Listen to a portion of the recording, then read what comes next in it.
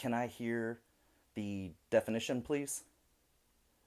Yes, it is an organism's interaction with its environment characterized by detectable displacement in space through time of some portion of that organism and results in a measurable change in at least one aspect of the environment. Thank you. Can I have the origin of that definition? Yes, Johnston and Pennypacker. Okay. Behavior.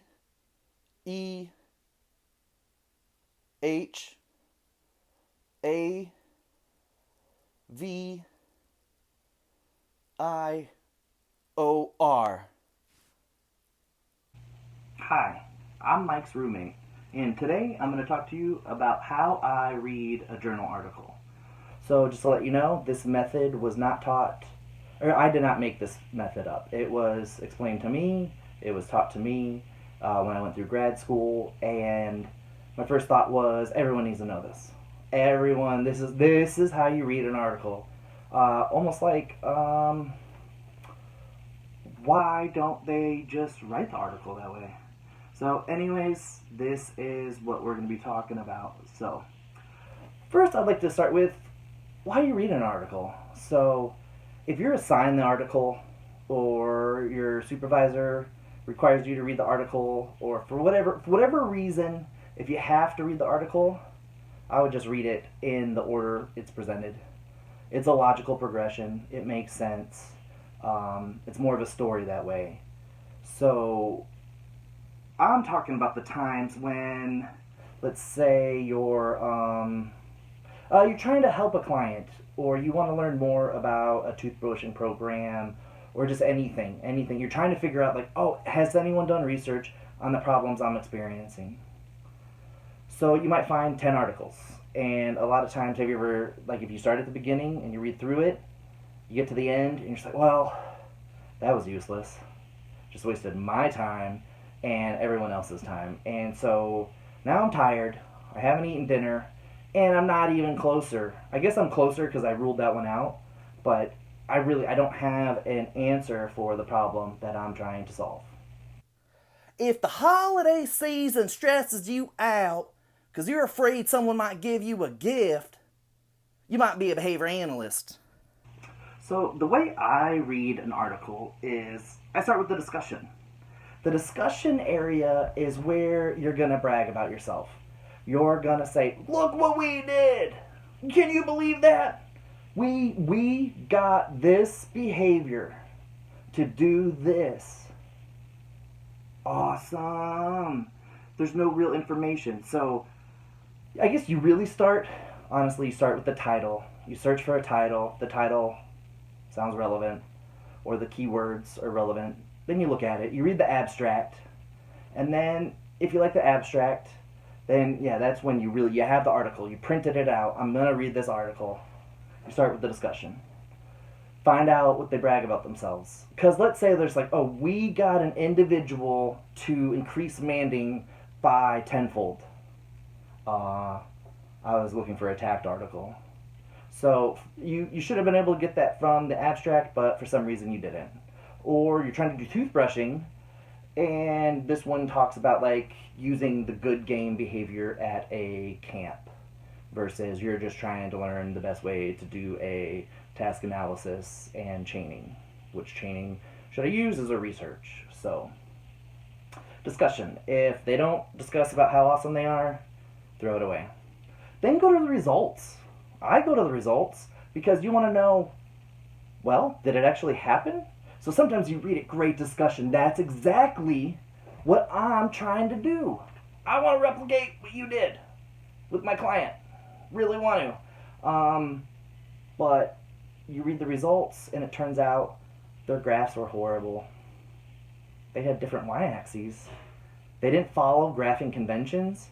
And so how do we even know? If you can't trust their visual display, we don't have science.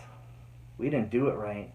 We can't come up with an answer to the experimental question that was asked. So, gotta throw it away. Results are bad, doesn't matter.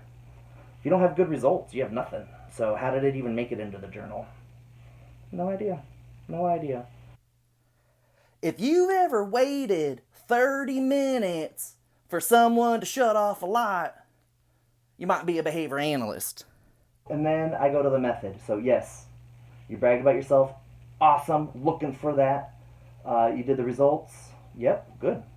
Good. You did your work. Found out. You found an answer. You found out some science stuff about science. Awesome. Go to the method. Find out, can you replicate it? So awesome. What they did, great. Love it. Requires me to be at Six Flags. Don't have a Six Flags around here. Can't use the article. Ditch it, find another one. Or try to find a way that you can modify. Once you're this far in, it might be like, well, maybe I don't have Six Flags, but we could try this, a park or something. And then that's when you got to use your best clinical judgment to find out, like, was there any harm in trying the park over Six Flags? I mean, obviously Six Flags is gonna be like, whoa, boom, boom. Oh, look at all this reinforcement. Oh, preferred stimulus all over the place, right? The park gonna have some slides, some swings, but you set it up right, get some music, do a picnic, have your favorite food. You might be able to replicate that. So that's up to your clinical judgment to kind of know when and where, because you can't expect there to be an article that are like, well, the individual you're working with, they were in this study and it worked, so if it's not them, you can't do it. So you go to the methods, find if you can replicate it, find out how they did it. See, is it too expensive? Is it doable? Does it take a lot of staff? And then try to do it. Also find out, does it work with the participant population that you are working with? Or other way to say it, or the correct way actually, what I was trying to say was, does the individuals who were in the study, is that the same population of the individual that you're trying to apply the study to?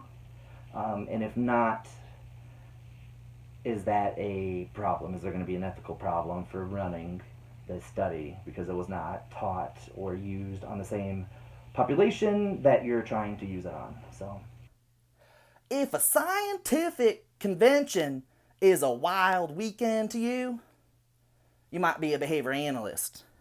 and by that time, you're probably good to go. Probably ready to replicate it, or at least do your job, or do whatever, like write a program and start training. But if you need additional information, or sometimes they'll be like, we did what they did in a different study. Well, you got to go to the intro and find that study, and also go to the references and really find that study, and then go read it. Oh, that's what they did. That's how you start the study. That's how you do the methods.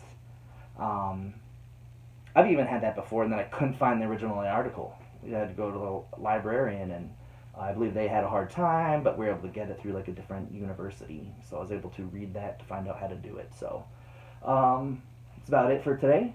Thanks for listening. Don't forget, if you like the video, don't forget to subscribe, like, comment. If you have any questions, concerns, something was wrong, something you don't like, something you want to hear about, something you want more of, something you want less of, just let me know. BehavioralComedy@gmail.com. Appreciate it, and stay safe out there with the times that we're having.